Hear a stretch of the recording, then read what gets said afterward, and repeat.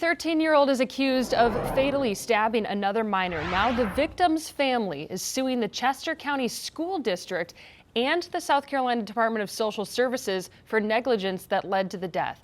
The lawsuit alleges that CCDS, DSS, as well as the guardians of the 13-year-old knew or should have known that they showed, quote, concerning behaviors that indicated a propensity for violence. Joining me now is our chief legal analyst, Khalif Rhodes, to take a closer look into this lawsuit. So, Khalif, we didn't mention this, but the stabbing, it didn't happen on school property, correct?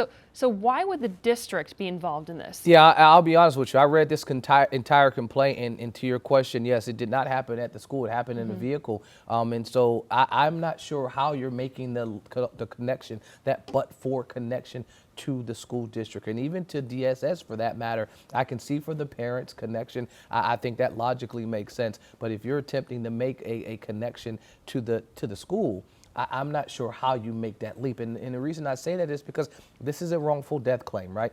What happened is that they're in the vehicle and the individual that was deceased was sitting in the front, and the other individual, the juvenile, stabs him in the car. The individual that was deceased was the boyfriend of one of the people that was in the car, and they were also the brother of the person that stabbed them. So there was a lot of connections in there. So if you're looking at a wrongful death claim, you have a standard. It's just like any other tort. Duty, breach, causation, and then damages. That duty portion is the part that I'm having trouble with. Most of the time, it's that causation part C. That's the hardest to say. But for your actions, then this wouldn't have happened. But the duty, do they have a duty, they as in the school district or the DSS, to protect a kid while in the car? I don't see the connection there. Like, I don't, and maybe I can see it from some other filing, but I read this entire complaint.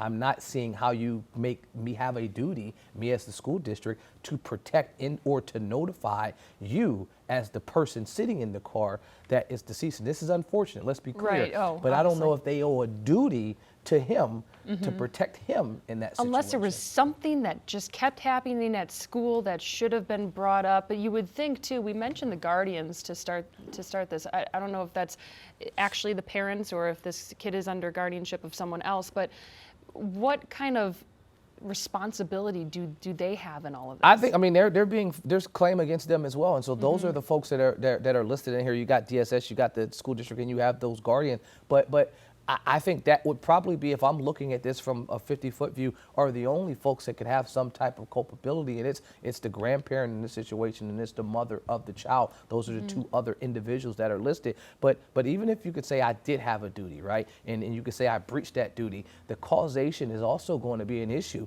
if we can even make it to that part of the argument. And the causation is this: it's but for my action or inaction, something happened. So if I failed to report this person's multiple times of having this occur, these incidents where they're raging out against other people, or they're lashing out and showing signs that they can threaten people, my reporting that, but for me reporting it or failing to report, wouldn't have stopped this incident from occurring. And that's the standard. The standard is, if I would have done this, would that have prevented this other thing from happening? And I'm not sure. If I can put it for a personal injury matter like a vehicle, but for you failing to stop at the stop sign, you wouldn't have hit my car, thus I wouldn't have had damages like a broken back. You can see how that but for makes it. In this scenario, me reporting, but for my failure to report, doesn't stop this incident from occurring. It doesn't put them on notice. Maybe too much of a stretch. Real quick, do you think they'll have any success with this? I think not against the school district or DSS, but I think likely there'll be success against the two individuals that are named the defendants for sure.